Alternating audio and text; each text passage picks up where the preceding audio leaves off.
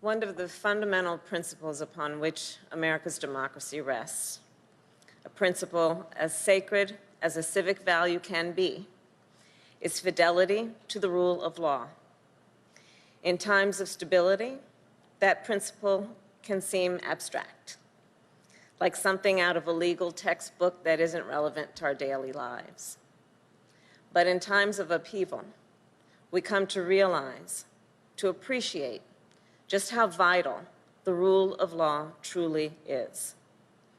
What we saw yesterday in our nation's capital was, as the President-elect has called it, an assault on the rule of law. And it has no place in our democracy. So I believe we must ask ourselves two questions about what happened yesterday. What went wrong, and how do we make it right? And I believe the answers require us to recognize that the challenge we're facing in our country is about more than the actions of the few we watched yesterday. It's about how to reform, how to transform a justice system that does not work equally for all.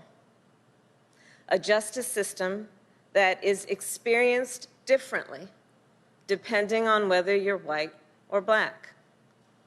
A justice system that is experienced differently if you're rich or poor. A justice system that's different depending on whether your job requires you to take a shower before you go to work or requires you to take a shower when you come home after work. We witnessed two systems of justice.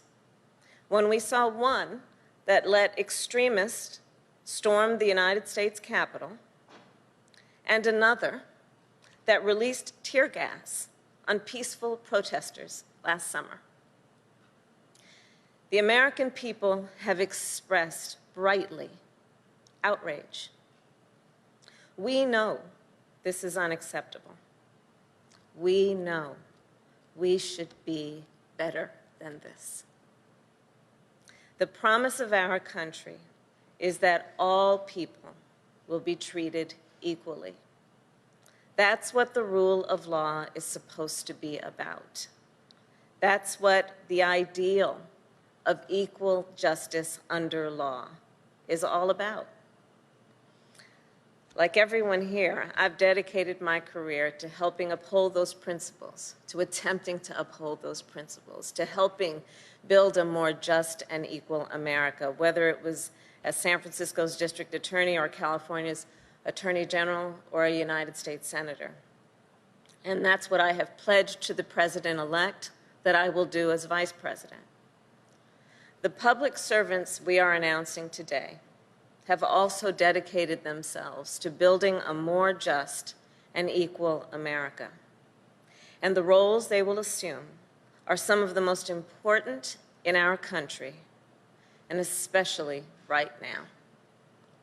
They will be responsible for pursuing justice and ensuring that all Americans are treated equally. They will be the guardians of our justice system.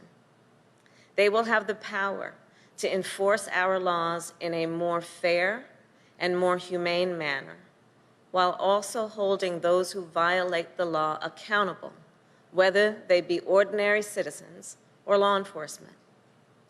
They will help protect the rights of every voter in our country, no matter what their background or where they live. And they will restore integrity and independence to the Department of Justice and rebuild the American people's trust in that most sacred institution.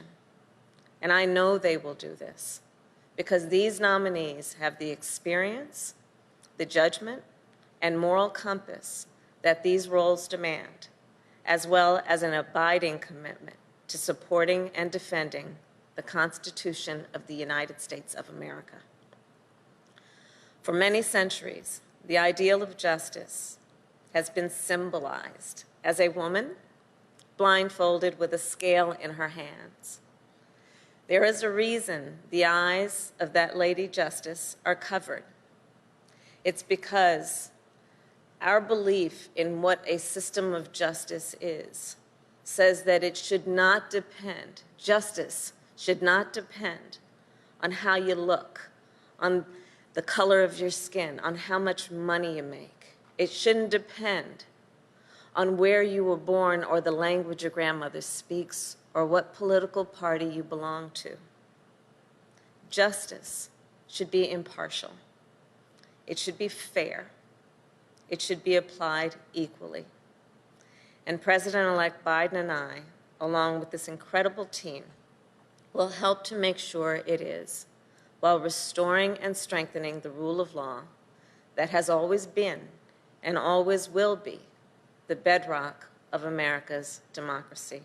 Thank you, Mr. President-elect. Thank you. Should Donald Trump be prosecuted for inciting a riot?